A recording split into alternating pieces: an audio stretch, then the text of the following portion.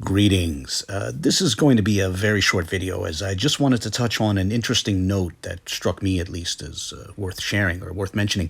For those who don't know, I have an interest in the history of the One West spectrum, and on occasion I'll make short videos about some interesting historical note that I might have stumbled across. And, these sorts of videos don't hit major points.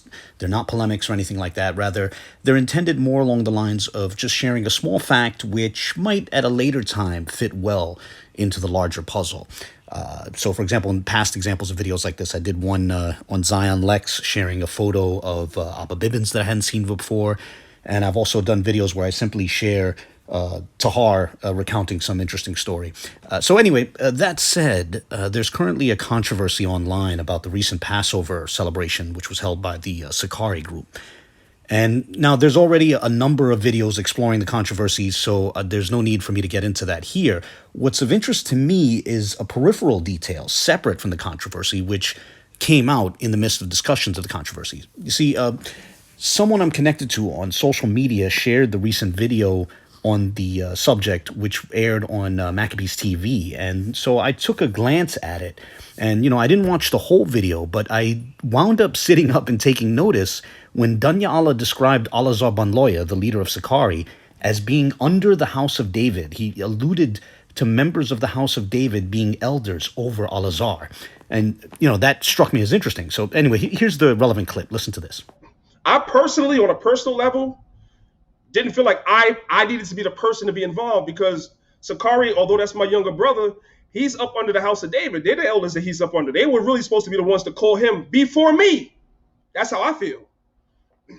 I found that description both surprising and interesting, more so interesting, actually.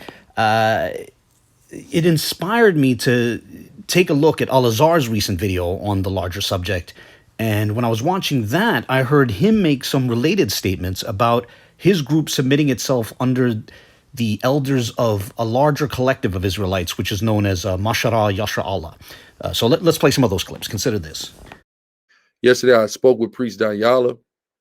Priest Danyala just advised me, like, look, just get on this ASAP, right? Address this ASAP. And I thought that was sound advice from the elder. Spirit had hit me a few minutes after he reached out to say, you know what, let me come on your show and let's do it on your show. Then later on, I did my live and I said, well, I think the idea may be good to even let people come and ask us questions in regards to this. Later on that day, I received word from the elders of Masharah Yasharahla, who, we have submitted ourselves to, advising me not to go on Priest Danyala's show and not to do that tomorrow. Right. So they advised me not to do it. So, that was last night. This morning, I spoke with, Elder Priest Kahan of the, really, directly over me in the Masharah Yasharahla council. And just a very dear brother and counselor and elder of mine. We spoke about some things. I also spoke again to Priest Danyala. We just been weighing the situation. And y'all got to understand that the elders of Masharah Yasharahla, who we subjugated ourselves to, would have dealt with this situation. Were already calling me to counsel. That's why they told me not to go on Danyala's thing. So this situation was going to be dealt with. Now, as my time on the internet is very limited, there's a lot that I miss, so I only wind up seeing a small fraction of the videos that are out there at any given moment.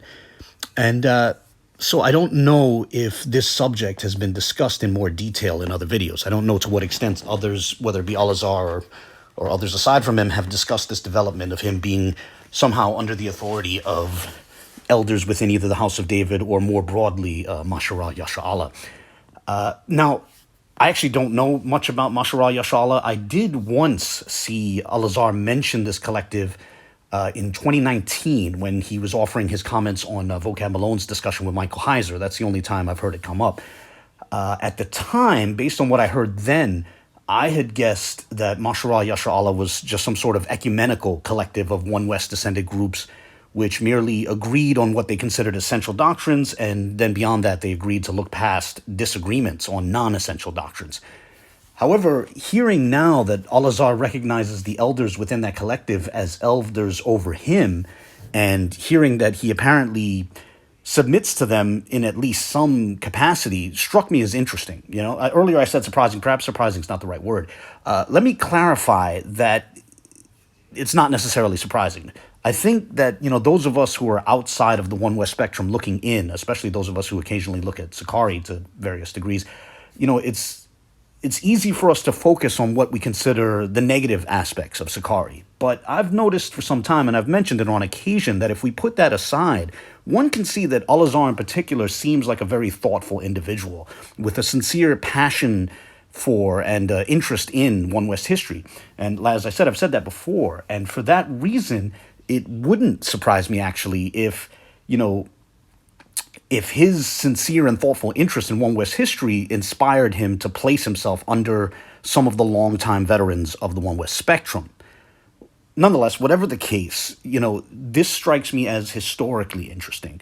While as I said, I don't know much about Masharah Yasharahla, from the little I've seen, it seems that the leaders from the House of David do hold some sort of prominent position within it. Therefore, Ahlazar submitting himself respectfully under a body which includes House of David elders is interesting, even if that body is not limited to House of David elders. Some might object, it's not only House of David elders, but nonetheless, it's interesting to me.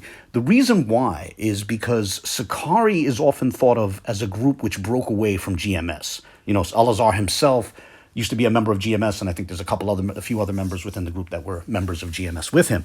And so, polemics against Sicarii will often point that out, and they'll point to aspects of Sicarii which are considered disagreeable and describe them as vestiges from their time with GMS.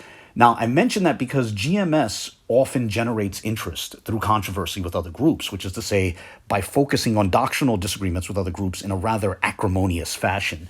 And when GMS first burst onto YouTube in 2007 and then 2008, one of the first groups that they went after was the House of David. And the disagreements weren't only doctrinal at the time. Rather, there was also a bitterness about some of the shared history between, GMS's leadership and the House of David leadership.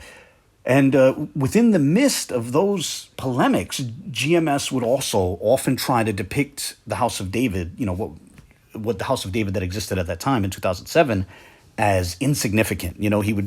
He would sort of depict them in that fashion. One of the least significant Israelite groups is the way he would insinuate it, right? And so with that in mind, if we can think of Sicarii as a group which split off from GMS, it's interesting to then see the most successful or popular offshoot of GMS submit itself somewhat under the elders from the House of David, or at least some of the elders from the House of David. Now, as a disclaimer, that's not to insinuate that Ahlazar does not maintain some respect for GMS, but I do think that this sort of development would have been hard to predict a decade ago.